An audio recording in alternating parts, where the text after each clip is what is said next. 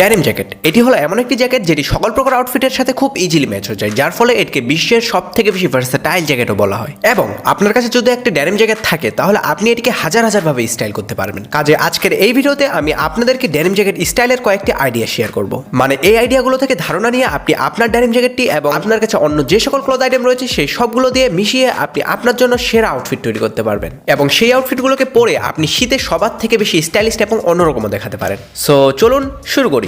লিস্টের নাম্বার 1 আইডিয়াতে হলো denim jacket with T shirt. একটি ডেনিম জ্যাকেট স্টাইলের সব থেকে সোজা যে আইডিয়াটি রয়েছে সেটি হচ্ছে এটি করতে আপনার প্রয়োজন হবে একটি ডেনিম জ্যাকেট, তার সাথে যে কোনো ধরনের একটি টি শার্ট এবং শু হিসাবে হোয়াইট স্নিকার্স এবং প্যান্ট হিসাবে চিনো অর জিন্স। এখানে আপনি যে কোনো ধরনের টি শার্ট ব্যবহার করতে পারেন, শুধু এখানে আপনার একটা বিষয় মাথায় রাখলে ভালো হয় যে আপনি যে টি শার্টটি দিয়ে লেয়ারিং করবেন সেটি যেন সলিড কালারের হয়, তাহলে আপনাকে এই সুপার ক্যাজুয়াল আউটফিটটিতে অনেক অনেক বেশি কুল লাগবে। এবং এই আউটফিটটি করে আপনি নির্দ্বিধায় আপনার স্কুল, কলেজ কিংবা টিউশন অথবা কোনো ক্যাজুয়াল পার্টি অথবা মল যে কোনোখানে যেতে পারেন, কোনো সমস্যা নেই। আর হ্যাঁ, আপনি এখানে হোয়াইট স্নিকার্সের জায়গায় চেলসি বুট আর চাকা বুটও পড়তে পারেন এবং হাতে একটি ওয়াচ পরতে ভুলিয়েন না। ভিডিওর নাম্বার 2 আইডিয়াটি হচ্ছে ডেনিম জ্যাকেট উইথ টার্টল নেক।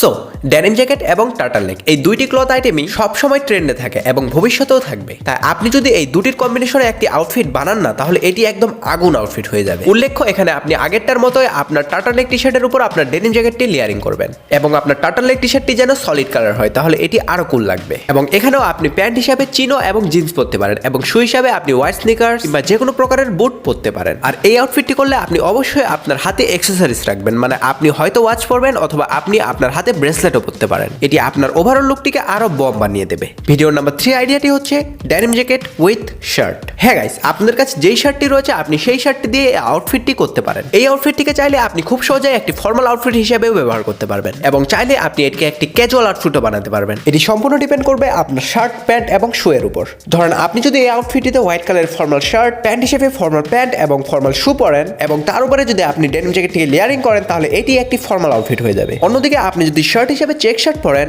এবং প্যান্ট হিসেবে জিন্স অথবা একটি কার্গো প্যান্ট পরেন আর শু হিসেবে হোয়াইট স্নিকার্স পরেন তাহলে এটি একটি ক্যাজুয়াল আউটফিট হয়ে যাবে। তাই এটা আপনার উপর ডিপেন্ড করে যে আপনি এই আউটফিটটিকে কিভাবে করবেন। আপনার কাছে যদি কোনো প্রকার ফর্মাল শার্ট থাকে তাহলে আপনি অবশ্যই এই আউটফিটটিকে ফর্মাল আউটফিট হিসেবে ব্যবহার করতে পারবেন এবং সিমিলারলি আপনার কাছে যদি একটি চেক শার্ট থাকে তাহলে আপনি সেই চেক শার্টটি দিয়ে এই আউটফিটটিকে একটি ক্যাজুয়াল আউটফিট বানিয়ে ফেলতে পারবেন। ভিডিওর নাম্বার 4 আইডিয়াটি হচ্ছে denim jacket with hoodie. So ভিডিওর আগে যে আইডিয়াগুলোর কথা আমি আপনাদেরকে বললাম সেই আইডিয়াগুলো কিন্তু হালকা শীত কিংবা মাঝামাঝি শীতের জন্য, কিন্তু আমাদের দেশে যখন শীত একটু বেশি পড়ে তখন কিন্তু আপনি সেই আউটফিটগুলো করতে পারবেন না, কারণ তখন আপনি যদি সেই আউটফিটগুলো করেন তাহলে ঠান্ডায় আপনার অবস্থা খারাপ হয়ে যাবে। তাই বেশি শীতের সময় এই আউটফিটটি আপনার জন্য একটি বেস্ট অপশন। এক্ষেত্রে আপনি যে সিম্পলি একটি হুডি নেবেন এবং তার উপর আপনার ডেনিম জ্যাকেটটিকে লেয়ারিং করবেন। তবে এক্ষেত্রে কিন্তু আপনি একটি বেশ গুরুত্বপূর্ণ বিষয় মাথায় রাখবেন, সেটি হলো হুডির ম্যাটেরিয়াল কিন্তু তুলনামূলক একটু মোটা হয় এবং লেয়ারিং এর ক্ষেত্রে একটি রুল রয়েছে যে আপনি নিচে যে ক্লথটি লেয়ারিং করবেন সেটি থেকে আপনার উপরে যে ক্লথটি থাকবে সেটি যেন একটু মোটা হয়। কাজে আপনি যদি হুডির উপর ডেনিম জ্যাকেট লেয়ারিং করতে চান তাহলে আপনার ডেনিম জ্যাকেটটি যেন অবশ্যই একটু মোটা ডেনিম দিয়ে তৈরি হয়। এমন অনেক ডেনিম জ্যাকেট রয়েছে যেগুলোর ম্যাটেরিয়াল একটু লাইট কিংবা পাতলা।